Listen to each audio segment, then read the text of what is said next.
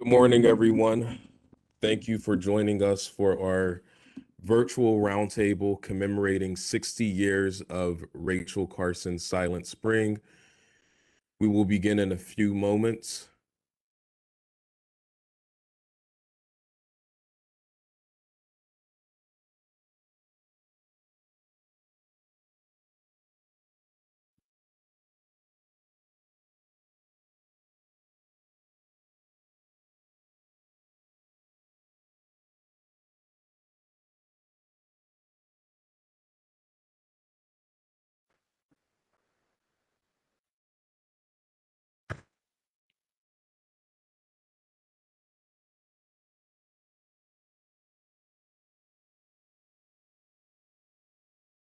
We will begin in a few moments. Thank you.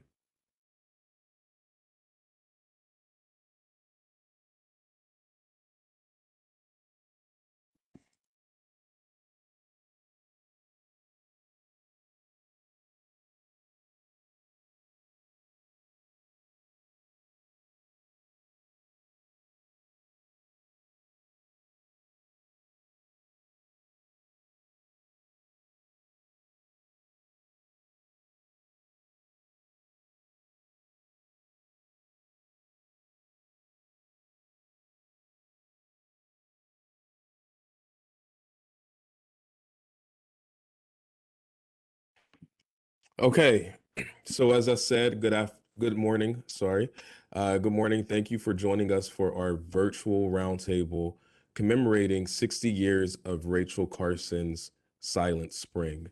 So we will be discussing this book, Silent Spring, and the scientists whose observations helped us all. My name is Jamar Thrasher. I am the press secretary at the Pennsylvania Department of Environmental Protection. I will serve as moderator for today's event. Today, we will hear from environmentalists and those familiar with Carson's work. Before I begin, I do want to read a short biography of Carson, and this comes from rachelcarson.com /lindalair.com. Perhaps the finest nature writer of the 20th century, Rachel Carson, born 1907, died 1964, is remembered more today as the woman who challenged the notion that humans could obtain mastery over nature by chemicals, bombs, and space travel than for her studies of ocean life. Her sensational book, Silent Spring, published in 1962, warned of the dangers to all natural systems from the misuse of chemical pesticides such as DDT, and questioned the scope and direction of modern science, initiated the contemporary environmental movement. Carson was a student of nature, a born ecologist before that science was defined, and a writer who found that the natural world gave her something to write about. Born in Springdale, Pennsylvania, upstream from the industrial behemoth of Pittsburgh, she became a marine scientist working for the U.S. Fish and Wildlife Service in Washington, D.C., primarily as a writer and editor. She was always aware of the impact that humans had on the natural world. Her first book, Under the Sea, published in 1941, was a gripping account of the interactions of a seabird, a fish, and an eel who shared life in the open seas. A canny scholar working in government during World War II, Carson took advantage of the latest scientific material for her next book, The Sea Around Us, published in 1951, which was nothing short of a biography of the sea. And it became an international bestseller, raised the consciousness of a generation, and made Rachel Carson the trusted public voice of science in America. The Edge of the Sea, published in 1955, brought Carson's focus on the ecosystems of the eastern coast from Maine to Florida. All three books were physical explanations of life, all drenched with miracle of what happens to life in and near the sea. In her books on the sea, wrote about geologic discoveries from submarine technology and underwater research. of how islands were formed, how currents change and merge, how temperature affects sea life, and how erosion impacts not just shorelines, but salinity, fish populations, and tiny microorganisms.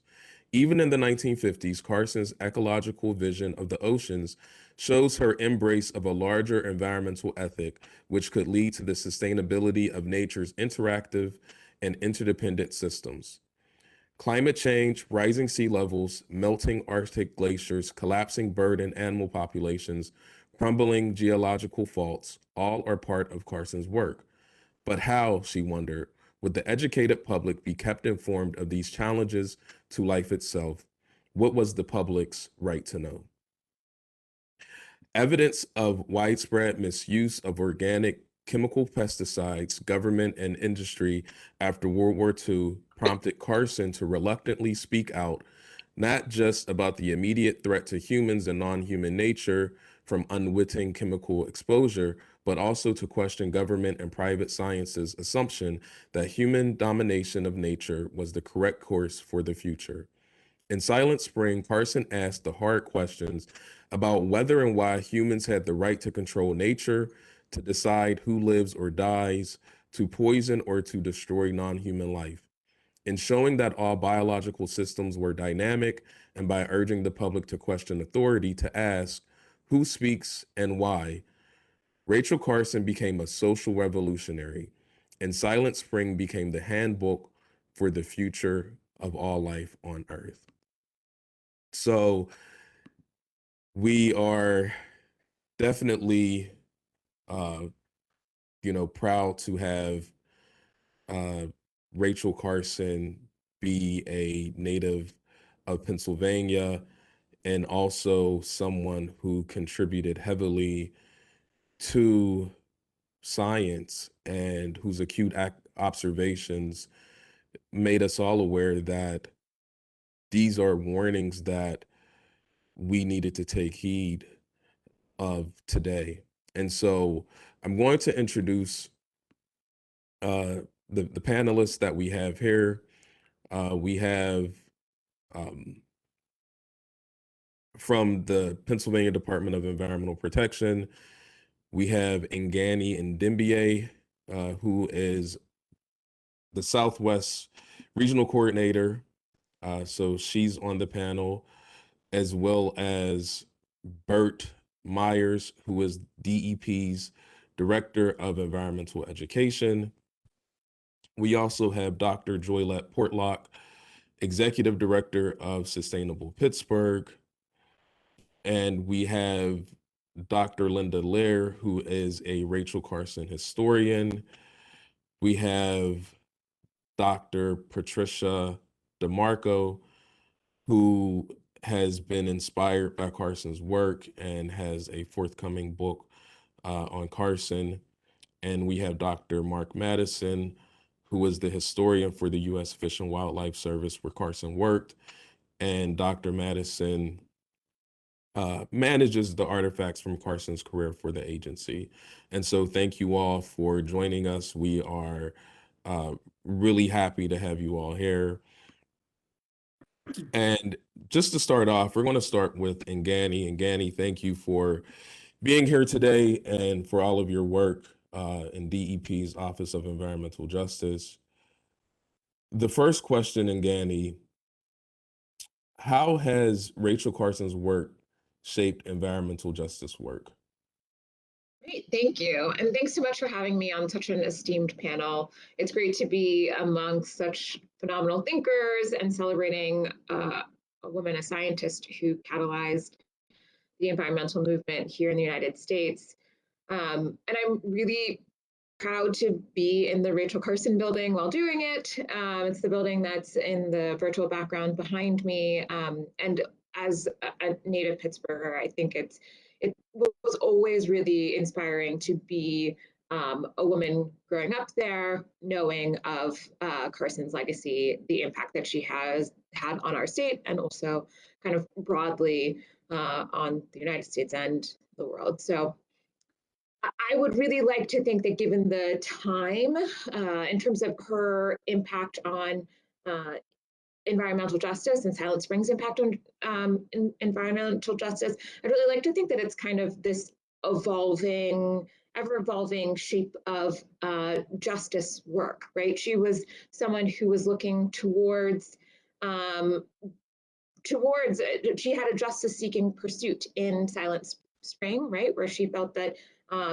that what was happening was unjust, and that was actually just part of the what was in the air and in the spirit of the 60s. You know, Gloria Steinem, there's so many other people who were also seeking other forms of justice. And I really consider Rachel Carson to be one of them.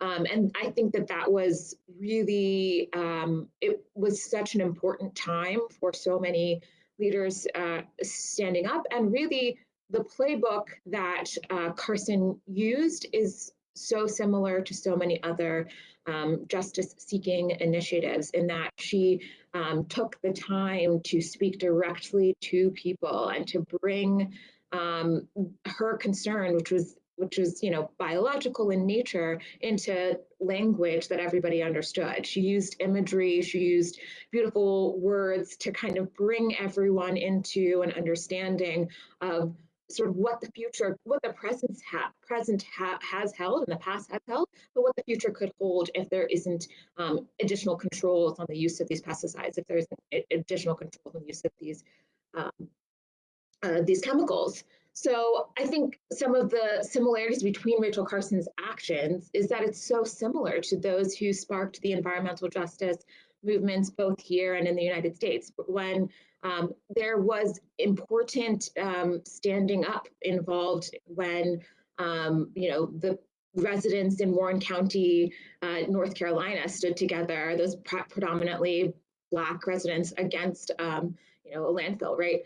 When predominantly Black residents in Chester, PA stood together against pollution in their communities in the 90s here in Pennsylvania. And when they brought kind of the large, you know, sort of the uh, catalyzed the largest wave of environmental justice that's still carrying on here in Pennsylvania. So I think her act of um, making sure to create a groundswell, making sure to educate people is just critical to all initiatives kind of that are justice seeking in the way that hers was. She's sort of, you know, sought justice for kind of all of us through better protection of our environmental resources. And I think that that was really important, and the way that she did it and the tools that she used are really, really common in other movements and really taught a lot to a lot of us.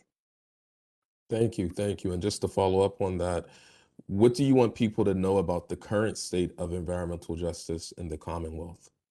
Yeah, I think DEP is in the process of updating its environmental justice policy. Our current policy has been in place since 2004, and so this update is really well timed. And so first, I'd like to thank everyone who participated in the comment period for our environmental justice policy. So from my perspective, I'm feeling really hopeful and really um, great about the current state of environmental justice in the Commonwealth because we heard so much from Pennsylvanians about the policy. So I think that from where I sit in this role, environmental justice is a process of engagement and institutionalization. And we at DEP have benefited from robust engagement on our draft environmental justice policy. And now it's our job to interpret, to distill, to incorporate the feedback that we've heard. So it has felt really good to regularly be in conversation with industry, with community, with our colleagues here at DEP, and to be able to really move things forward and demonstrate how we can be building towards environment, you know, advancing environmental justice within the agency. Thank you, Ngani. And yeah, you know, environmental justice, you know, is really important. And so thank you to all the people who contributed. Next, we have Bert Myers, who is the director of DEP's environmental education. program. Bert, I know we've talked and you told me how much Carson has inspired you and some of the real world uh, activities you've seen because of Carson. So, how has Rachel Carson's work shaped the current state of environmental education? Well, thank you, Jamar. First, I'd like to express the humble feeling I have being amongst such a honored panel. It's my pleasure to be here today. But to address your question, Rachel Carson's work, Silent Spring, was instrumental in ushering in a period in the United States where people began looking at the environment. And that elevation of environmental protection also rose environmental education to a new level. Pennsylvania was the first state to have the environment and ecology standards established, and I've been working with a talented group of people that have completed the revision, and we're going through the approval process right now. And what that's done is it elevates the environmental education to the academic level that it needs to be at. Um, DEP and other resource agencies, we are dedicated to educating and having a public that is aware of environmental challenges and also is willing to take action on behalf of the environment. In terms of environmental education, too, one of the programs I'm heavily involved with here at DEP is the peregrine falcons and the falcon cam, and they're nesting on this building that I'm in today, the Rachel Carson State Office building. Um, it is one of those great stories in environmental history that is, I think, a great point to share with young people and all people, really, of the recovery of raptors within Pennsylvania and the United States, and can directly trace its roots to the work of Silent Spring and its impact on our world. For example, in Pennsylvania, the peregrine falcon was near extinction and throughout the eastern United States. And through federal and state programs and reintroduction programs, the population of the peregrine falcon was delisted from the threatened list in Pennsylvania. It is no longer an endangered species, nor is two other raptors that had a direct benefit from the work of Rachel Carson. That would be the osprey and, of course, our national symbol, the bald eagle. In today's world, there are so many challenges facing the environment, whether it's climate change or, the example would be non-native species. These are types of things that seem to be very daunting. And yet we can look at the work of Rachel Carson and the success of the reintroduction and reestablishment of raptor species across the country, across the world, that are directly attributed to her work. So that is something that I enjoy sharing with youth and with people. It's to the point today that I know students in Pennsylvania, they say, "Oh, I see bald eagles around my place all the time." Well, they have to understand that's not the way it was. It wasn't that long ago. My first bald eagle, I was a young adult before I'd ever seen one in the wild, and I spent most of my life in the outdoors. Other thing is that I think is really rings to me, and that is that in a time where science was exclusively the realm of men, here we have a woman that can serve as a great role model for those young ladies and the women of today that want to enter the field of science. And she showed and paved the path for them to follow. And she met with such resistance from the scientific community and also from just the sexism of the period, that she was just incredible in her tenaciousness and her ability to overcome. So, the last point I would like to make is that she also, by elevating the environment to the level it is considered today, but also the level of environmental education is still achieving, is the cross curricular nature of environmental education. When you start talking about an overall look at the environment. I think a look at history and the literature produced by Rachel Carson, or let's say an Aldo Leopold, or even Henry David Thoreau, are huge. And those are authors and texts that should be read by every generation. But specific to her work, she touches on art and history and chemistry and biology, and provides students the ability to develop a full picture of the different components of the environment and how they are all part and parcel of the biotic community, which is huge in the sense that her writings are a mind shift, as was mentioned earlier, that human beings are not the center of the universe, to look at ourselves as part of the biotic community instead of being the one that dominates or controls it. So I think that the impact that she's had on environmental protection and on environmental education is just huge. And if they were going to put another person on Mount Rushmore, I would vote for Rachel Carson. Yes, and as you and Ngani touched on, we are in the Rachel Carson State Office building, and in Pittsburgh, as we talk.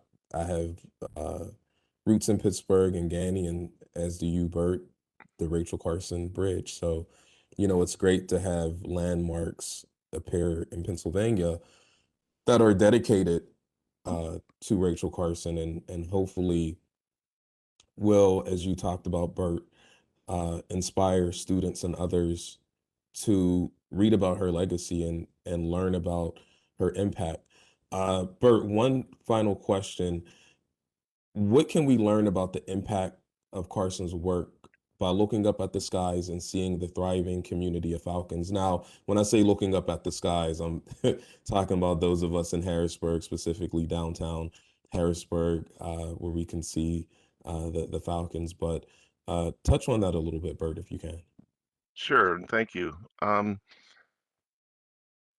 This office has been responsible for the Peregrine Falcon Cam program. You can go to the DEP website and visit the 15th floor ledge anytime you like. There's 4 cameras mounted there, and follow the most productive nest site for peregrine falcons in the Commonwealth of Pennsylvania.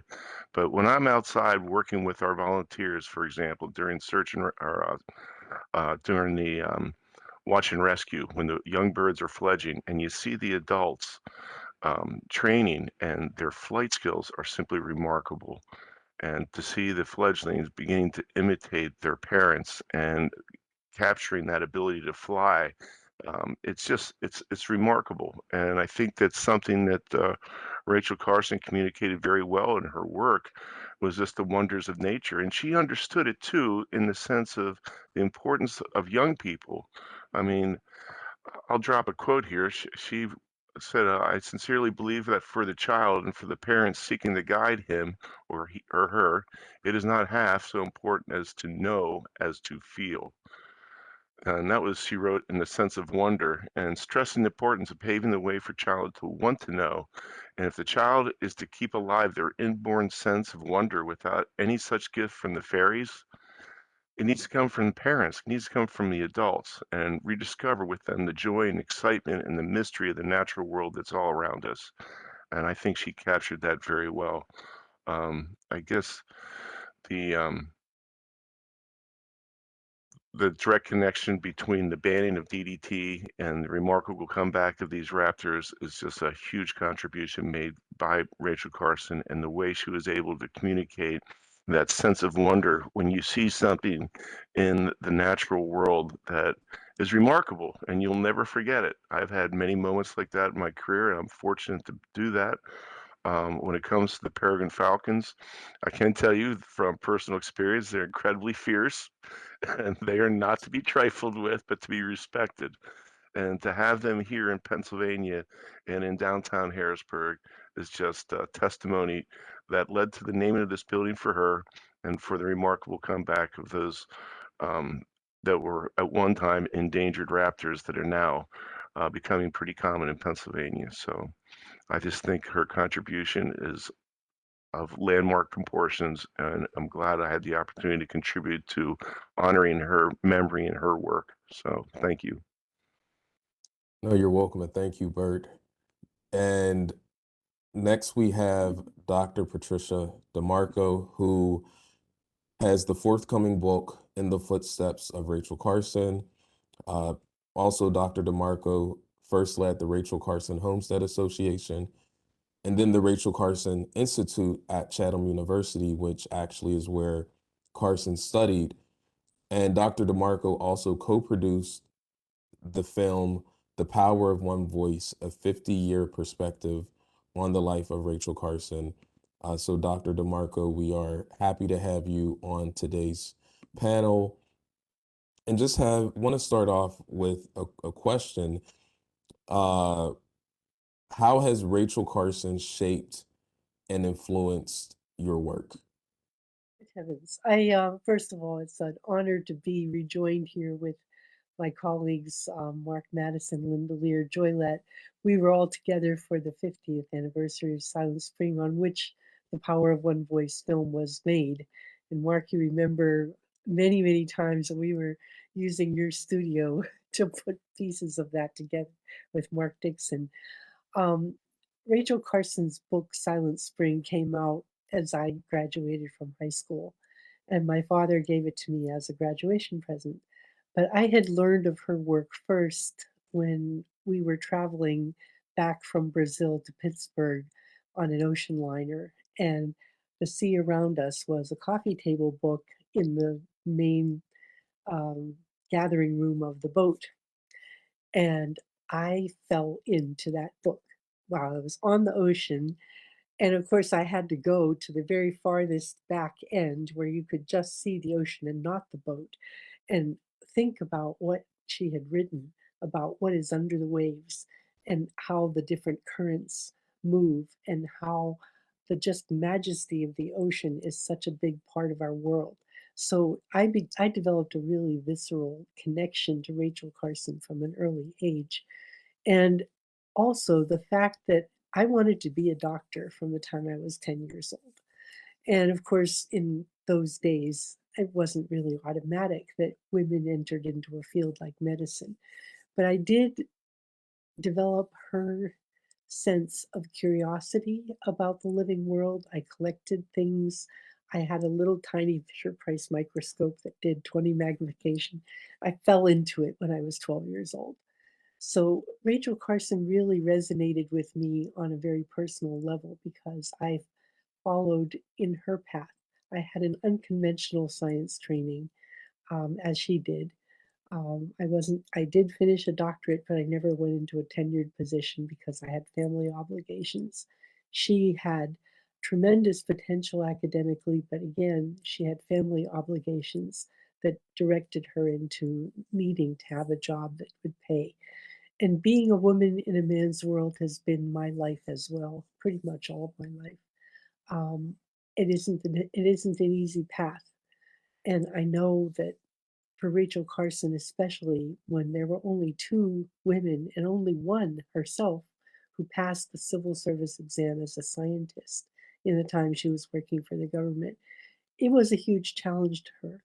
Even when she was giving testimony to Congress, a congressman from Alaska challenged her and says, "Well, let us know your credentials as a scientist. You're not a doctor." I mean, I just reread her testimony yesterday in preparation for this. And I mean, they were really not convinced that she was a real scientist, although she had, and was able to document, that she had studied and had a master's degree from Johns Hopkins, had taught, and was really imbued with the science in a way that many people never are because she experienced it.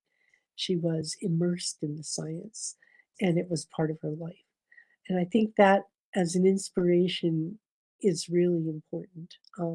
The going into depth into your field and knowing it so well that you're part of that, um, and not just the superficial knowledge that you gather, but that you really experience. um, Her credibility came from that authenticity, from her visceral connection to her field and to her study, and her way with words to put it into lay language and explain to people what was going on around them. And to call out, you know, I mean, I grew up in Pittsburgh in the 50s, and it was the roaring horse of the, industrial revolution rampant that time. I mean, I remember complaining about the smell of the air to my father, and he said, "Don't you complain about that. That's the smell of money." And I said, if that's what money smells like, I don't want any, because the air was full of sulfurous fumes. I mean, we burned coal in our house too, and it took a lot for a person to challenge that industrial complex. She wrote late in her life, quoting actually President Eisenhower, of the dangers of the military industrial complex taking over the rationality of the world. And conquering nature had been a big deal, in the 18th, 19th century. I mean, conquering the darkness, conquering disease. So science was, to challenge scientists who were inventing all these things was really um, quite a brave thing for her to do. But she was so convinced of the reality of the natural world and the importance of preserving that the credentials of all the scientists in the world didn't stand up. The laws of nature are not negotiable. And I think she made that very clear. Yes, she did. And as you were talking, I pulled up part of her biography from Britannica. When you talked about the lawmaker from Alaska challenging her, I mean, Carson was a scholar. She entered Pennsylvania College for Women, Yep. which is now Chatham University, with the intention of becoming a writer, but she soon changed her field from English to biology. And I read in another piece that uh, a female professor actually encouraged that. Very And then, sincere. Yeah. yeah, and after taking a bachelor's degree in 1921, then her graduate work was at Johns Hopkins University. And then in 1931, she joined the faculty of the University of Maryland, where she taught for 5 years. And from 1929 to 1936, she also taught at Johns Hopkins Summer School and pursued postgraduate studies at the Marine Biological Laboratory in Woods Hole, Massachusetts. And actually, Bert and I were having a conversation yesterday with Ngani when we were doing the test run. And I told Bert, I said, from what I'm reading, is essentially Carson was highly educated, but at that time, the opportunities available would probably be akin to like an internship. Like here you have someone who's highly credible. And then I read in another work when she first started to publish, she published as R.L. Carson to uh to kind of hide her identity as a woman so that her science observations would be taken more seriously. So, Well, I think more than, to me, the part that she had to hide that just breaks my heart is mm, the fact that when she was writing Silent Spring, she was really suffering from breast cancer and was very ill for most of that time. And that is an experience I have shared of having cancer and being treated while in public office. She was discouraged from even talking about having breast cancer outside of her very closest circle of friends for fear that it would discredit her work and call into question, her findings and make it even easier for her detractors to dismiss her. And I know that that was also true for me when I was a sitting commissioner in Alaska. We were doing the Trans-Alaska Pipeline um, tariff review, and I had to wear a wig. And I had to adjourn abruptly when I needed to go in the bathroom to throw up. I was really sick, but nobody knew. And it was important, to keep credibility of the office by not letting people know how sick I was. And I thought to myself, good heavens, Rachel Carson was in such brutal treatment for cancer in those days. It wasn't, an easy experience for her. And her mm, courage to finish Silent Spring in spite of all of that misery is just, to me, the beacon.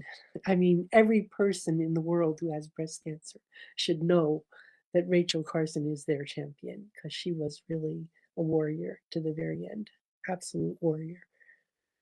Well, thank you for sharing that. And you know, yeah, Rachel Carson, definitely.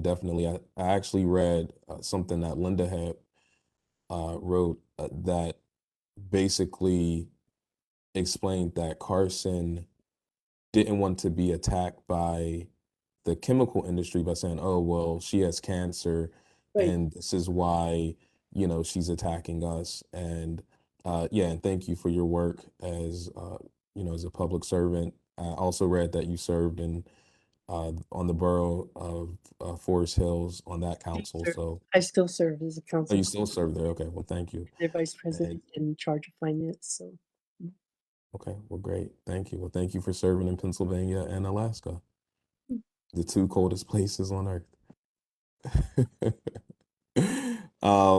No, and one final question for you, Dr. DeMarco. Uh, what do you want people to take away from Carson's work? Just one thing that you think that people should take away. that we are part of the interconnected web of life, all of us, and that without our life support system of the living earth, we are not going to survive.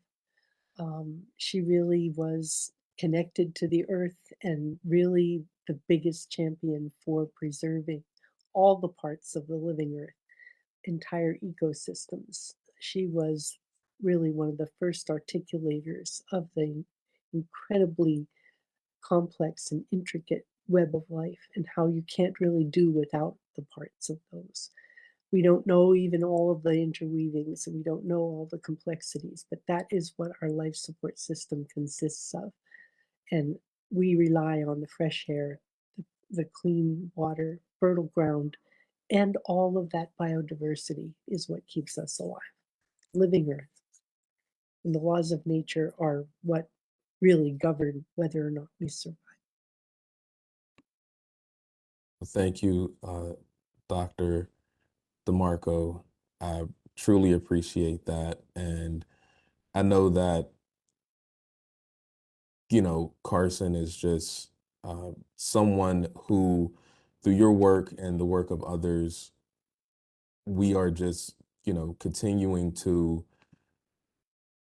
really cherish and really promote uh, her legacy and the work that she's done even beyond her lifetime, and which is to me a testament to her commitment to science and to people, which is something that we have to do. And one of the things that I loved about uh, on your website, Dr. DeMarco, was that uh, you've been influenced by living in harmony with nature, which is definitely something that in reading Carson's writings and in reading writings about her, uh, she definitely lived in harmony with nature and wanted others to do the same. So thank you for joining us. Next, we have in Pittsburgh, Dr. Joylette Portlock. We are really thrilled to have you, Dr. Portlock. Dr. Portlock is the Executive Director of Sustainable Pittsburgh, a nonprofit working to advance sustainability policies and practices in southwestern Pennsylvania. And Sustainable Pittsburgh regularly works with hundreds of partners in the region, including local governments, nonprofits, and the business community to ensure that the economy is built to last and that people and the planet thrive. So, Dr. Portlock, thank you so much for being here. It is an honor to have you and your organization represented today. And so, one of the things I wanted to just ask is, how has Rachel Carson shaped and influenced your work?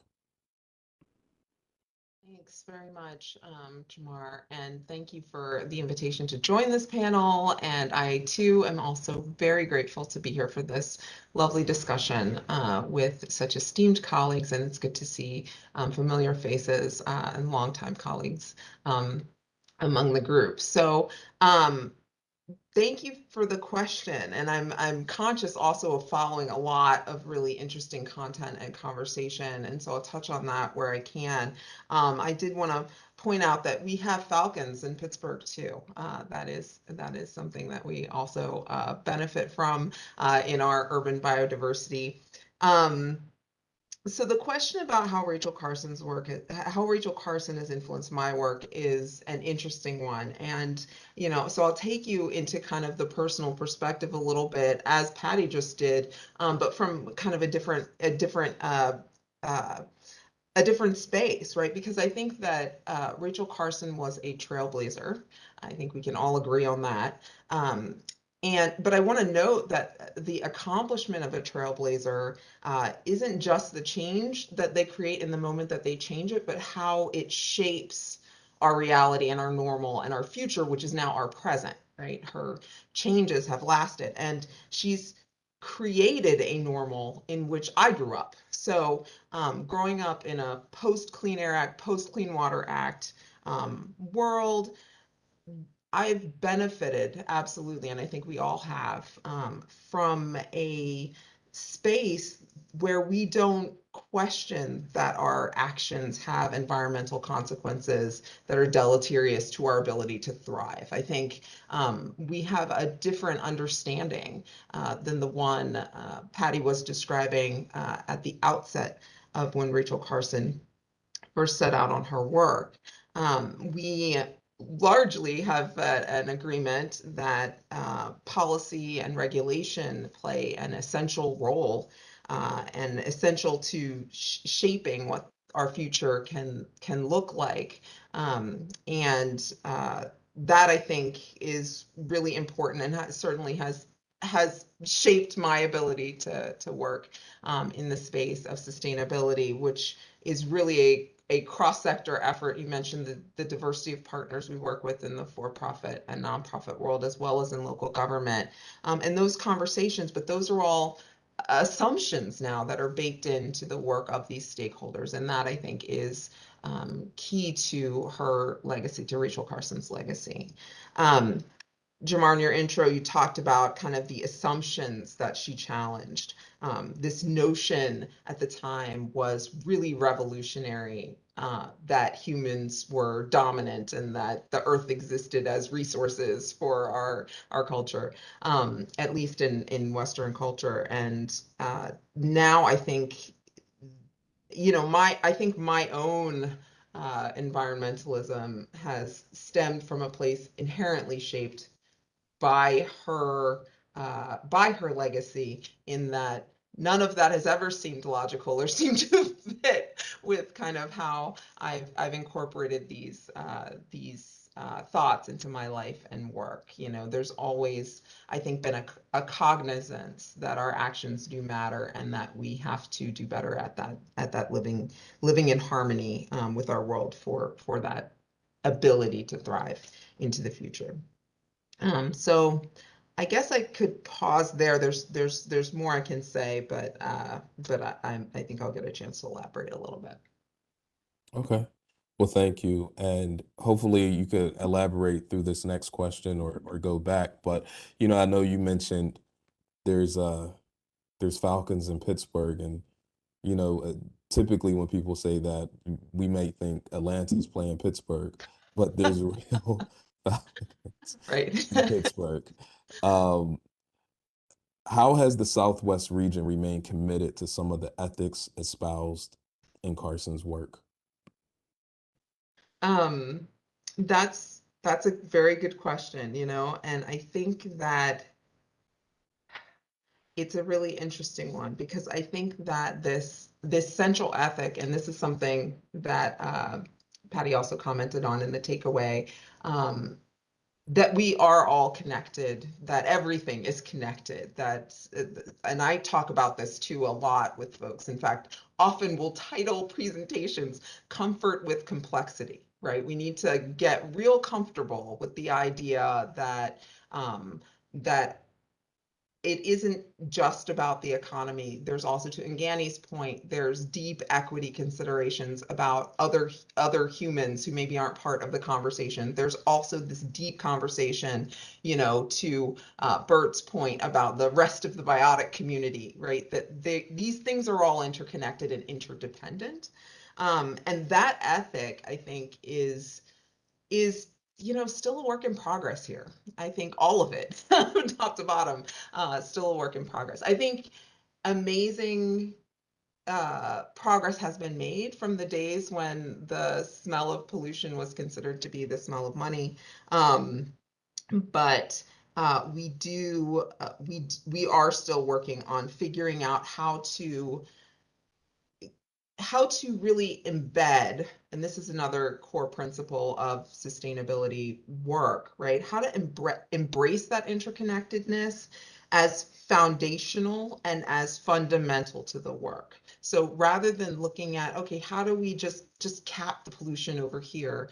How do we really take the principle that we should be looking at materials and energy and waste and all of that at this very foundational level, and have the ethic that these things matter kind of inform of the actions from there, and that works on the people side too. I mean, I wish I could say that my career as a scientist hasn't been influenced or hasn't been affected with some of the social conditions that were talked about as a woman of color. I have definitely gotten that, "Are you really a scientist?" Question before, even today, so we're still working, I think, in a lot of ways, but we've made enormous progress to the point where we now have a region that is talking at broad scale about energy transition, where Pittsburgh is looked to, and the southwest region of Pennsylvania is looked to by the world, with the Global Clean Energy Action Forum coming here next week, as a place where these conversations are happening and are ripe. And so I think that it's continued progress, but again, shaped very much by the ethic of Rachel Carson's work, that we have to do all the things at once, and we can't leave some of them behind, or we won't get to those eventual to an eventual state where we can sustain ourselves, where we can continue to thrive. Well, thank you, Dr. Portlock. And, we are happy that you were able to join us. And actually, I was made familiar with your work and your organization's work by one of your board members, Diane Ramos. So, the work Sustainable Pittsburgh is doing is incredible. And thank you for sharing, uh, your experiences and how progress has been made, but there's still much more progress to go. So, uh, thank you for that. Next, we have Dr. Mark Madison, who is the historian at the U.S. Fish and Wildlife Service. So Dr. Madison works at the agency, the federal agency where Carson worked for 16 years. In that role, he manages the U.S. Fish and Wildlife Service's Museum and Archives, which has 500,000 items, including artifacts from Carson's career in the agency. So, Dr. Madison, thank you for being here and joining us today, specifically from an organization where Carson uh, spent time, and just wanted to know, what are some interesting items in the Carson collection? Well, thanks, Jamar. Appreciate all the work you guys put into this. And just before I show you some objects, thanks to Pennsylvania. We worked up there for years on a film called The Cradle of Conservation. And some of you have alluded to it. Carson born in Pennsylvania. There's a lot of things named after her, but it's a state that has really defined the conservation movement. The agency I work for was started 151 years ago by a Pennsylvanian, Spencer Baird. Carson's colleague for years in the Fish and Wildlife Service, Howard Zahniser, wrote the Wilderness Act. Edward Abbey, who we normally don't think of as a Pennsylvanian, is a Pennsylvanian. It's an amazing place, and Carson is about one of the really revolutionary conservationists out of there. But we do have an archive. I was hoping to do a display maybe out there, but we went virtual, so this will have to suffice. And I brought a few things that might work on a camera. One is, and I'll try not to break it. This is Rachel Carson's magnifying glass she used in the agency, which is really one of our favorite artifacts because it's a metaphor, right? Carson was a scientist. Carson looked at the world in a totally different way. It's actually much more useful than if we had Carson's, comb or something. We couldn't do much with that. Another artifact we have that I can show on camera is kind of cool. It's a pamphlet series that Linda Lear talks about a lot in her book that she did right after World War II called Conservation in Action. And she did it with one of her best friends in the agency, Kay Howe, and it's got really nice maps and illustrations. And so museums and archives, we have things, but the value of them is they tell a story. So in World War II and shortly thereafter, wildlife conservation wasn't a high priority. In fact, my agency had been moved to Chicago during the World War II. It had been seen as so insignificant. The majority of the agency wasn't even allowed to stay in DC. Carson luckily did stay in DC. And then years after World War II, it was finally moved back. Like they remembered, oh yeah, we used to have something, Fish and Wildlife Service. Maybe we should bring it back. So Carson in this period knew the public didn't really know much about what wildlife conservation was. They didn't know what the federal role in it was. They didn't know migratory flyways. A lot of this stuff we're working on the protection of raptors that Bert alluded to. So she produced this series of pamphlets to actually for our agency really for the first time to try to reach the public, not just other scientists or farmers or a narrow casting our constituency. And I love the title, Conservation in Action, because look, Jolette's right. We live in a post-Carson world and we tend to think like, well, a lot of things have gotten better, clean air, clean water, and harmony in nature. But Carson was from a historian's perspective, a revolutionary. The things she said were groundbreaking for the time. They still are. She was the first one really to speak knowledgeably about the buzzword today, nature deficit disorder, with kids being disconnected from nature. She wrote about that in the mid 50s. And DDT, the chemical that won World War II, was pretty revolutionary, say, in 1945, 1946, right after the war. This is a bad thing. The first war, fewer people died of disease than combat, but it's a bad thing. It's going to be problematic down the road. And she really was a revolutionary. So I think archives, we're very fortunate to have the archives of the Rachel Carson Council, a lot of her personal effects from her house in Silver Spring, but they can remind folks of their importance. And I'll show you one more. This is actually my favorite Rachel Carson thing. And it's not going to look amazing, but it's what archives should do. So it's a first edition of Silent Spring. Okay, so we said this is why we're here. It's a 60th anniversary book that changed the world. Absolutely. And when I started in this agency, the only copy I had was like a paperback with an introduction by Al Gore. So I wasn't even sure, if the chapters were the same or the pagination was the same. So we got this one, and it's signed by Rachel Carson. That's cool. It's inscribed by the author. That we always like that, historians. But the best thing about this book is it's signed by Carson twice. If you go a few pages in, here's Rachel Carson, she typed a little note that's hard to see from her Silver Spring house and signed it again. It's like, wow, that's really interesting. So she engraved it, and then she put this note. What does this note say? Well, here's what it says. So she was sent this book and a dollar bill by a fellow named Hedley Donahoe, who I don't think she knew. So we'll assume he was, maybe Linda knows if she knew him, but you get the impression she didn't. So she writes this little note. Dear Mr. Donahoe, thank you for the letter for the enclosed and also for the enclosed dollar bill, which I'm returning for you are far too generous in your postage allowance.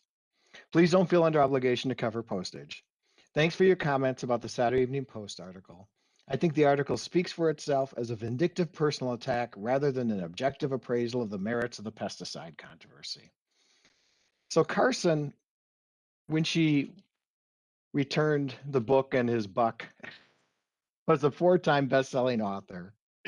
As sadly noted by Patty, she was very ill with breast cancer, and yet she took the time to respond to this person, to acknowledge his letter. He'd obviously complained about an article he'd read. And this comes up again and again. We've been fortunate, actually, once again, with Linda's help, to do an oral history with one of her close colleagues, Shirley Briggs. I met another now elderly woman who was a college junior, worked for Carson, and talked about Carson making sandwiches at lunch for her because she thought she was too skinny. She was a research assistant, and it comes up again and again. And that Carson, and it comes up in Linda's book too, wasn't just some luminary thinking up big ideas, but a good friend, a really kind person, and somebody who had multitudes within her, and that's why we have archives, not just to preserve and display things, although that's important too, but maybe to get insights that aren't all in the published publications that folks have written. And that's why I love working here. I've had a chance to show a few of you the place. We've really benefited from the generosity of donors and organizations like the Carson Council. And it's great to be able to share it with you, even if it's only virtually, but maybe in the future. We'll get you down here. We're not very far from Pennsylvania. We're 10 miles from the Pennsylvania border. So you all have an open invite. Thank you, Mark. We definitely appreciate all of your uh, the artifacts from the Carson collection. And you touched on one anecdote, which I think is great, that Carson even responded to one of her detractors. It makes me think about in today's society where, it might be hard for a person to respond to an email or a text message. And so it really speaks to her personality to, as a communicator and as a writer to take the time to listen to all sides of an argument and really living that we're all connected, even in ways that, someone may have a different opinion. So I appreciate Carson for that. Do you have any other memorable anecdotes from Carson's time at your agency? Maybe one other?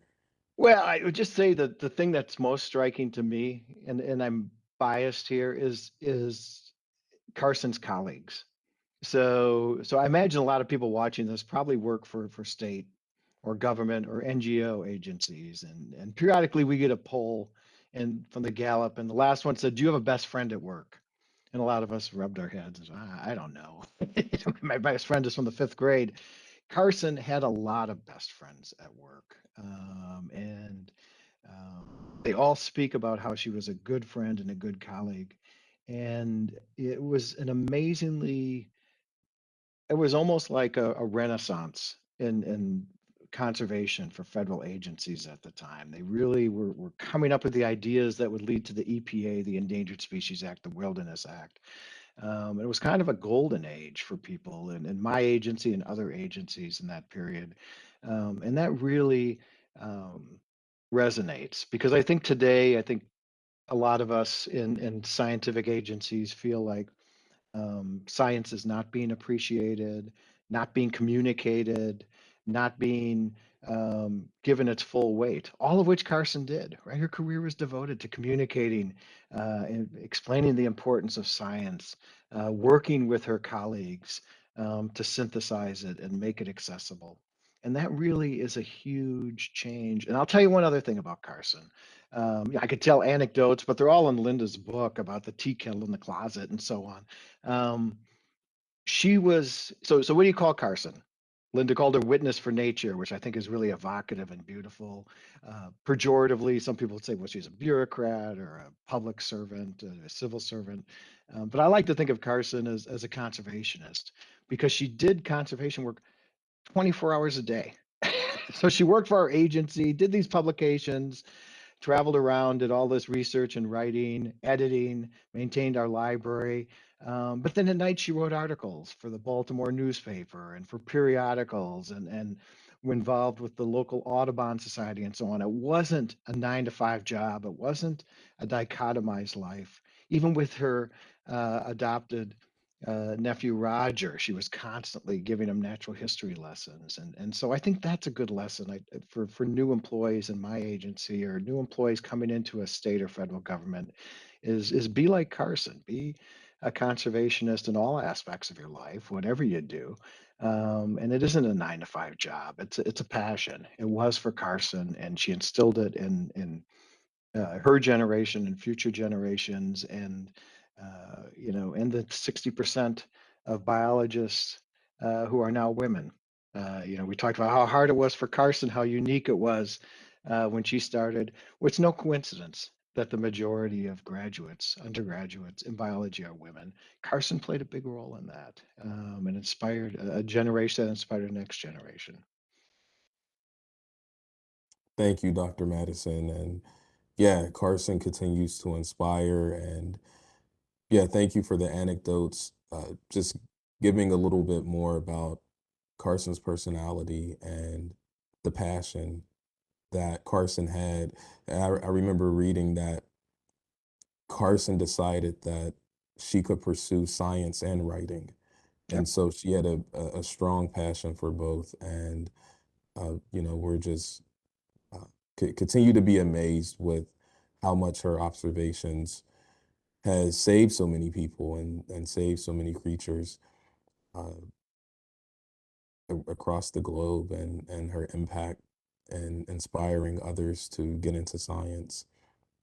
Thank you. Next, we have Dr. Linda Lear. Linda, welcome. Thank you for being here. Linda, you are what I would possibly say is the foremost scholar on Carson, and you just having you here is such an honor. In fact, when I was in Pittsburgh and I went to Whitewell bookstore to get the print copy, because I have Silent Spring in audiobook and ebook format, it was such a wonder to see your introduction and the fact that in the updated editions of Silent Spring, uh, the foreword is written by you. So thank you, and also the fact that, as Mark had mentioned, that you as an historian, you really got into the personality and the minutia and miscellaneous aspects of Carson's life that really made her uniquely herself as a writer and as a scientist. And for those who don't know, Linda is the author of Rachel Carson,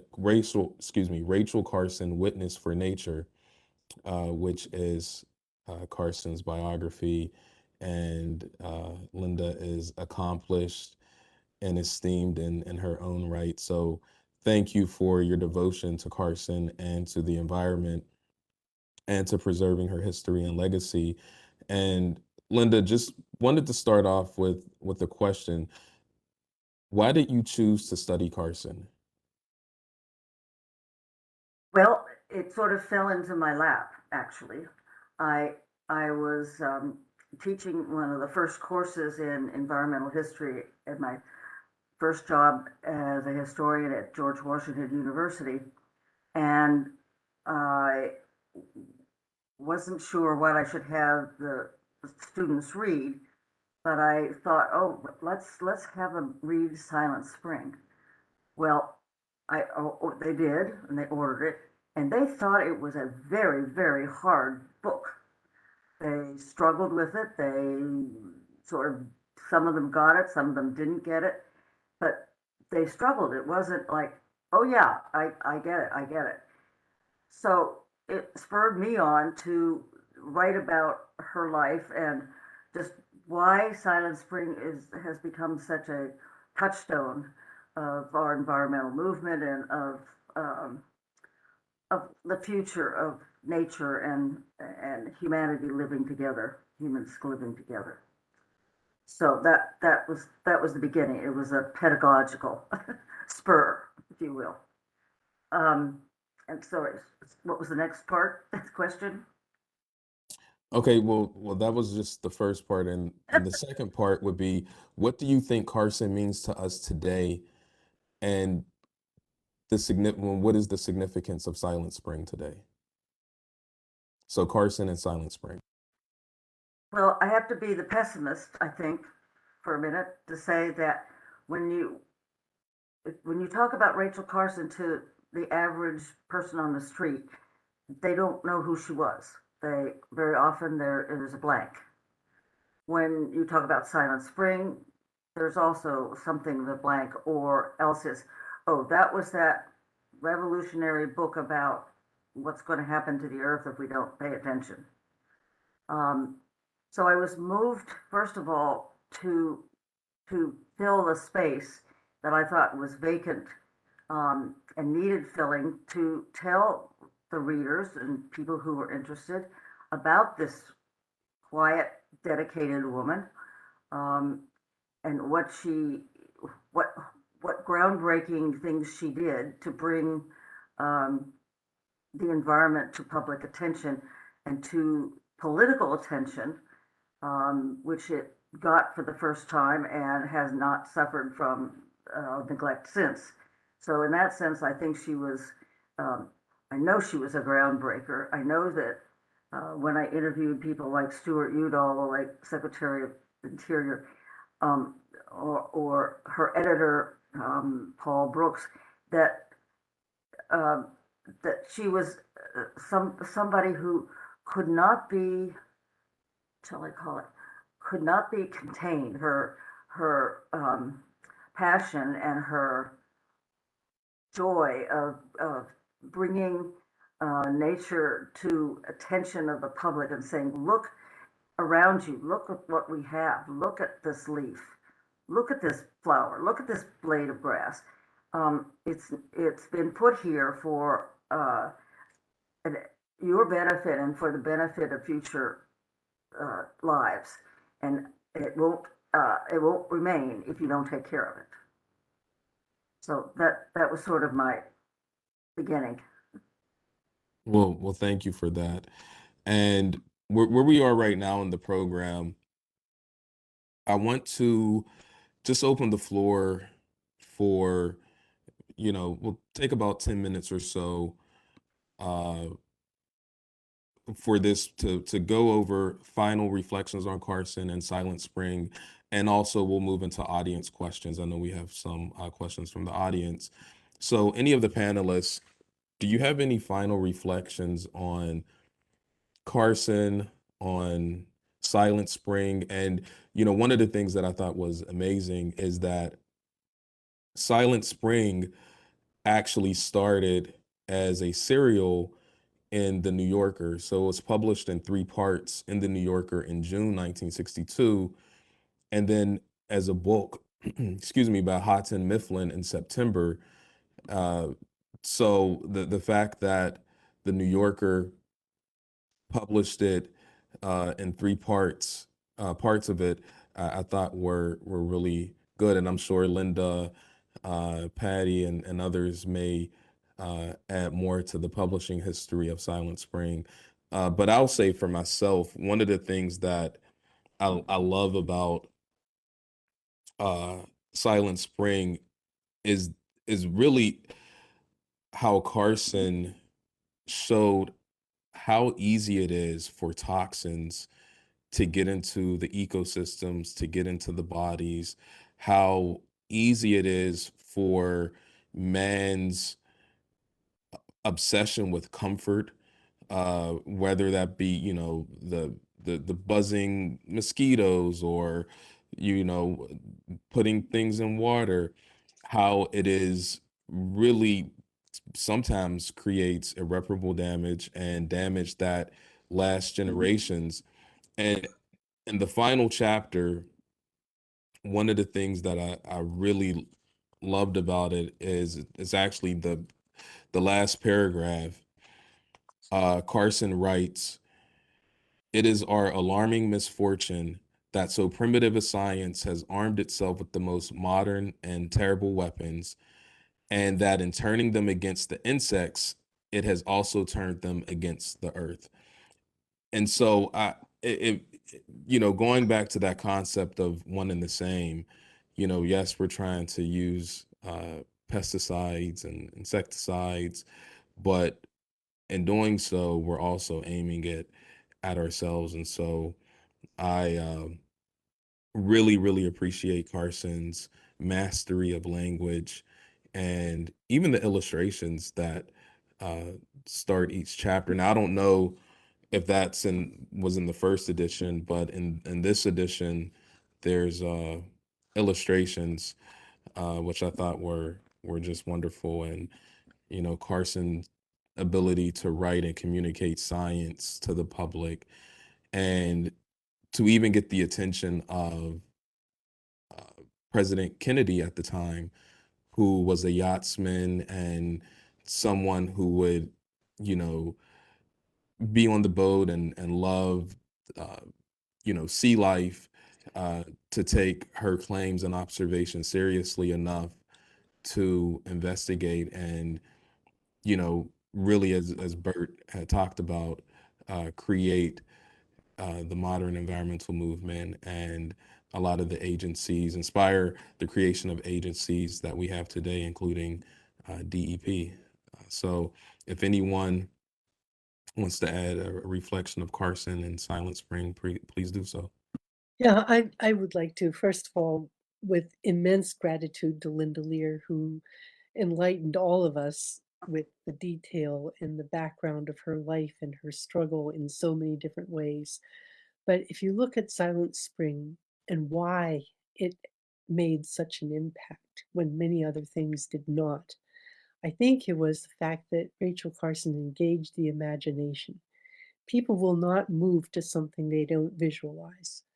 And when she was able to, in that very opening chapter, to help people visualize what will happen if we don't change course, what would the world be like if we don't have birds and insects and the diversity and complexity and beauty of the world around us?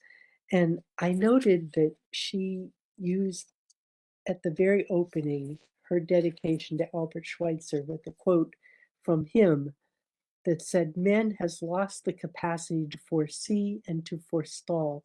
He will end by destroying the earth." To me, that is the most prophetic statement in this whole book, because that is where we are right now.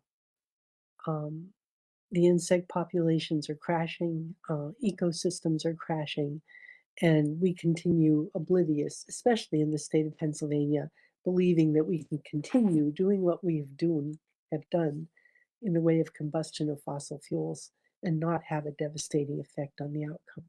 So I think her book was essentially a warning, and that warning is a clarion call even louder than ever today. And we ignore the laws of nature at our peril. I'll just second that, Patty, spoken so well. It was an alarm bell that she rang, Yeah. and then she knew it. She was very aware of what she was doing, and she was really unafraid to do it, which is remarkable. Just that kind of courage we don't see in public figures, and especially in writers very often today. Um, she was able to say, in her beautiful language and ways that we better wake up. We better look around you. You know, you might not be there the next time you want to look around. So take care. And it was her ability to dramatize the crisis, to put it to people in ways that didn't say, oh, well, there's nothing you can do, just, you know, go about your business and it'll take care of itself. No, she was calling to action and saying, there are things you can do, there are things you can change. And that's a reformer, that's a revolutionary. And that's why I think her calls have been sustained for the next half century, and they will go on. I think she's a voice that will continue to be heard. I might add one thing to that. Just as a historian, American historian, Carson, I think, is the starting point for the modern environmental movement. Prior to Carson, the focus had been on parks, wildlife refuges, hunting regulations, and game species. Carson, 60 years ago, brought up a whole new series of issues of the human impact on nature, of toxins, understood broadly, and endangered species. They just weren't on the radar really before Carson. So in that way, like Uncle Tom's Cabin, which analogy has been used, it was a pivot point. But then what do you do? It's 60 years old. Carson didn't speak directly about climate change or environmental justice, or the fact that the conservation movement hasn't done a great job of reflecting the current demographics of the US. And I think those are the challenges 60 years later. And I think Carson would say, well, this was revolutionary 60 years ago. Who's writing the book now or making the change now? So, you know, she was never about things are good, it's okay now, these are the good things we've done. It's like, you know, what challenges do we face? And I think we do face a whole new slew of challenges. And I'm waiting for somebody as eloquent as Carson to come around and really waiting for the movement to pivot again and address these issues. Carson did address the issue of cultural change and how you get young people engaged in nature as America urbanizes and so on. But we really need, you know, a new Silent Spring, and Right. hopefully we'll get it soon. Or maybe I missed it. I read a lot of historic books. Well, I can maybe tag on to that just a little bit because a lot of this conversation is evoking for me. I read Braiding Sweetgrass by Robin Wall Kimmerer not that long ago, which is a contemporary favorite and touches on a lot of these themes. So I think, you know, it would be remiss, you know, if we went this whole discussion and didn't point out the similarities and the importance of this theme of the interconnectedness and our requirement to consider all aspects of Earth's inhabitants in our work and our lives, because, you know, it very much echoes what is reflected in that book as indigenous understanding and native wisdom that has existed long before, you know, kind of modern society set down a lot of contemporary industry. So I think, you know, what speaks to me also about Rachel Carson in this conversation is we've talked about her as being the first to do these things. But I really think, you know, she's the first modern kind of Westerner to articulate this in a way that grabbed the attention of everybody and really kind of shifted the culture in a way that really does evoke some very old understandings of how to exist and sustain ourselves into the future.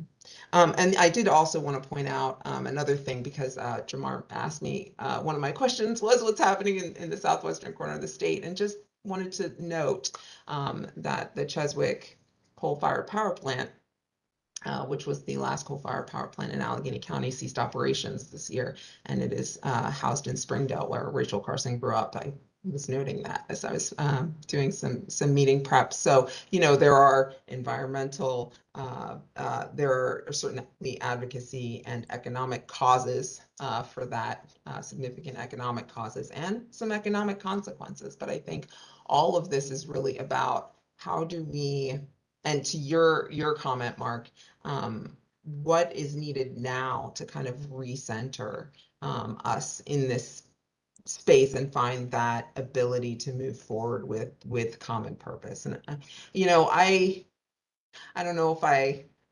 can be fully pessimistic. I think we need to look our challenges full in the face and understand absolutely how much work there is to be done. But I also think that I continue to see momentum being built toward us really grappling with the real questions and finding hopefully some real answers. Thank you for that. And Joylette, did you want to expand on I know during your interview you had stopped yourself. Seems like you're on the roll. Did you want to add anything else? I was thinking, I was like, we're going to come back. Okay. Okay. No, I'm good. I think I think I was able to insert all the things that I was thinking about with that first question as we went along. Thanks, Jamar. Thank you. You're welcome. You're welcome. Others, final reflections on Carson and Silent Spring? Jamar, Yes. so in terms of environmental education and continuing to maintain that Rachel Carson is just huge in the field, and to ensure that the young people today continue to read her work and understand its relevancy is a legacy that I hope that can um, follow after I retire. I mean, I'm closer to the end of my career than I am the beginning, and the point is that in all the programming I've done for young people, I hope that they've been inspired to um, understand what the challenges are facing us, but also understand some of the victories in the past, whether it's raptor restoration or um, just understanding the value of water in the sea. And so I just hope that her work continues to be used in the field, and that it's also as a reference for young people who aspire to serve a higher cause. And I guess I would like to end with, you know, for those of us that are, let's call us outdoor people, whether you are a consumptive or a non-consumptive user, we need to come together too and put this politics aside and understand the drive that has put so many people in the outdoors. And she captured it very well. I'll just share one more quote with her, from Rachel Carson, and that is to stand at the edge of the sea, sense the ebb and flow of the tides, to feel the breath of a mist, is to have knowledge of things that are as nearly eternal as any earthly life can be. I think that sums up her ability to transcend science and include that perspective that she uh, was so gifted with for the rest of us mere mortals to follow as a role model. And so I do want to thank the fellow members on this panelist. It's been a real honor, and thank you, Jamar. Thank you, Bert. Anyone else for final reflections on Carson or Silent Spring before we move to the audience questions? I guess I'll just round it out and say that, you know, I think that this book, I appreciate being invited to revisit this book.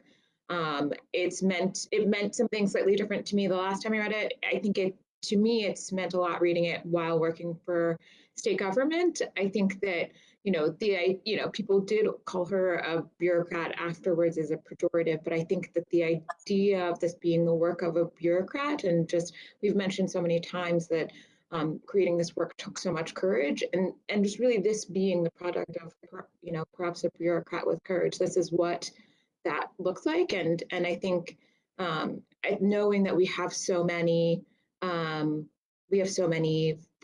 folks here who are probably watching who are also within state government, understanding that I have chosen to think a lot about what having courage looks like, what that should take, and what that should look like moving forward. So it's been a beautiful invitation to revisit her work and what it has meant.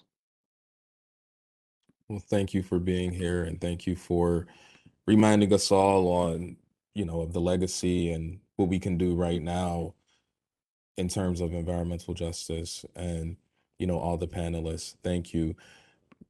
As far as audience questions, I know we had one that from Neil Bakshi, who is a colleague here at DEP. Sometimes when a major discovery is made by society, after a few generations, it needs to be made again to maintain its full effect. Do you think we're at a point where we need to rediscover the connections Rachel Carson made between human behavior and the state of the environment? Bert's anecdote about bald eagles is particularly striking. And Patty, you had answered that. Um, can you go into the answer that you Oh, provided, I Patty? just, I just felt like it's always critical for people to know and understand that we're connected to nature. I mean, that is never an old message. It needs to be renewed and refreshed. And I think right now, with the challenges that we're facing on climate, it requires every person everywhere to know that we have a part in the solution, and that the situation is urgent and it requires protecting and really preserving our life support system, which is the living earth. If we don't preserve the life support system that we depend on, then we will not survive. And it looks like technology can save everything. People think for a long time, technology will save us. It isn't the problem. There'll be a technology. The technologies are not there to reverse the laws of nature. The laws of chemistry and physics and biological responses to changes in the environment are crafted deep and deep into us, and they cannot be changed. The laws of nature have to drive our laws, not the other way around. Thank you, Let's Pat. make one other comment about how important it is to maintain your sense of wonder. I think Carson was that was her immortal message, that for children, for parents, somehow we have to teach our generations that it's not just to know, it's to wonder at something. It's not just to dissect a fish. It's to understand what a fish is about. And I think to wonder at flight, to wonder at the sea, to wonder is her fundamental message. Because once you wonder at something, you own it. It's part of you, and you can't shake it off. Thanks. Thank you. Thank you. And Neil Bakshi, thank you for your question. Neil is actually our acting director, DEP's acting director of the Office of Program Integration. So thank you, Neil, for that. I don't know if we have any more audience questions from what I can gather. We did have a comment from Arnold Offner, I believe from Facebook. Many thanks for bringing the life of Rachel Carson to life in your event today. Thank you for being here, Arnold. And thank you all for being here.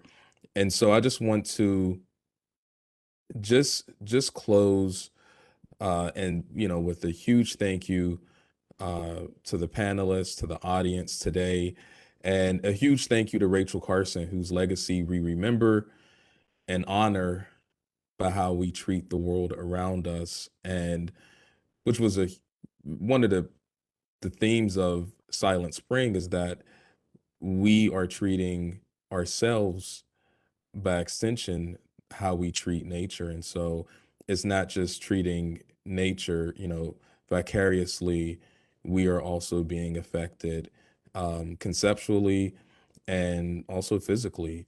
And so these are real, tangible concepts that Carson espoused through her work.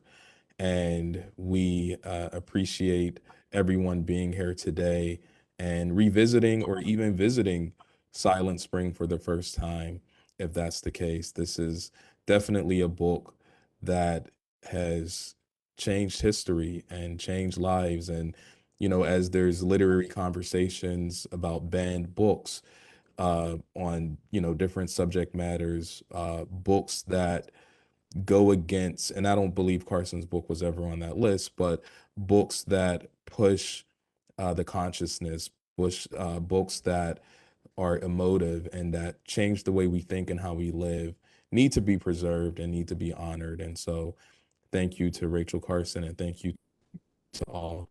Today, this concludes our event, DEP's event celebrating 60 years of Rachel Carson's Silent Spring.